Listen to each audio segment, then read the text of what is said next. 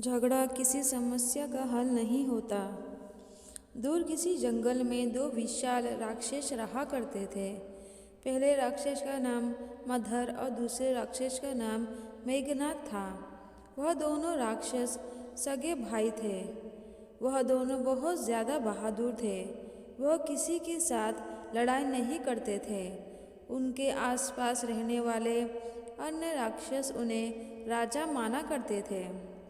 एक बार उन राक्षसों ने सोचा कि हम इतने विशाल हैं, हमें तीनों लोक पर राज्य करना चाहिए। बड़े राक्षस ने कहा, हमें तीनों लोक पर राज्य करने के लिए हमें शिवजी को उपासना करके शिवजी को प्रसन्न करना होगा।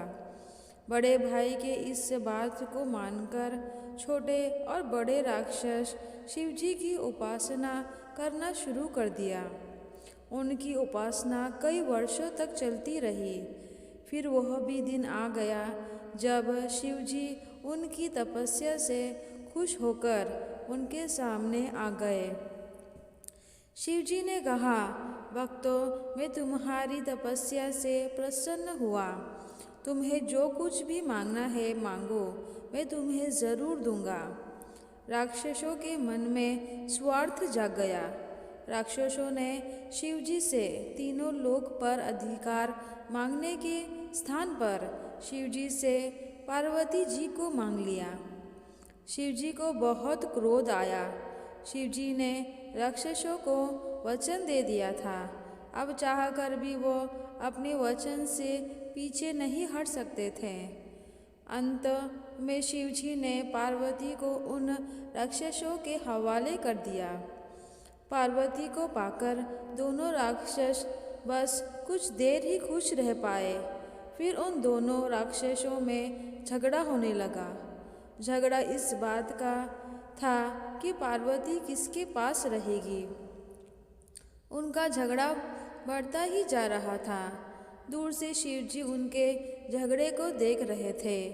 राक्षसों ने सोचा, क्यों न हम किसी दूसरे से इस मामले को हल करने को कहें। शिवजी के लिए यह अच्छा मौका था। शिवजी तुरंत एक साधु का रूप लेकर राक्षसों के पास से गुजरने लगे। राक्षसों ने साधु को रोका और अपने झगड़े का पूरा कारण बताया। साधु ने जब दोनों राक्षसों की बात को सुन लिया तो फिर बोले, इस समस्या का हल बस एक ही है। पहले आप दोनों को खुद में युद्ध करना चाहिए। जो इस युद्ध में विजय होगा उनके साथ ही पार्वती जाएगी। बस साधु की बात को सुनने के बाद तुरंत दोनों राक्षस आपस में युद्ध करने लगे। वह दोनों राक्षस ही एक दूसरे के सामने काफ़ी मजबूत थे। कुछ समय के युद्ध के बाद दोनों राक्षसों ने अपनी जान को गंवा बैठे। शिवजी साधु के रूप से निकलकर अपने रूप में आ गए और पार्वती जी को वहाँ से अपने साथ ले गए। इस कहानी से हमें ये सीख मिलती है कि लालच बुरी बला होती है।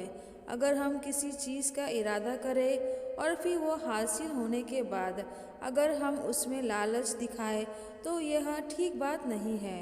और इस कहानी से हमें एक और सबक मिलता है कि हमें आपस में लड़ाई करके किसी चीज़ का हल नहीं निकालना चाहिए। हमें उसे सोच समझकर उस मुश्किल का हल निकालना होगा। अगर आपको यह कहानी अच्छी लगे तो प्लीज़ मेरे चैनल को लाइक, शेयर और सब्सक्राइब कीजिए और बेल बटन को दबाना ना भूलें। मेरी ये कहानी सुनने के लिए आपका बहुत बहुत धन्यवाद।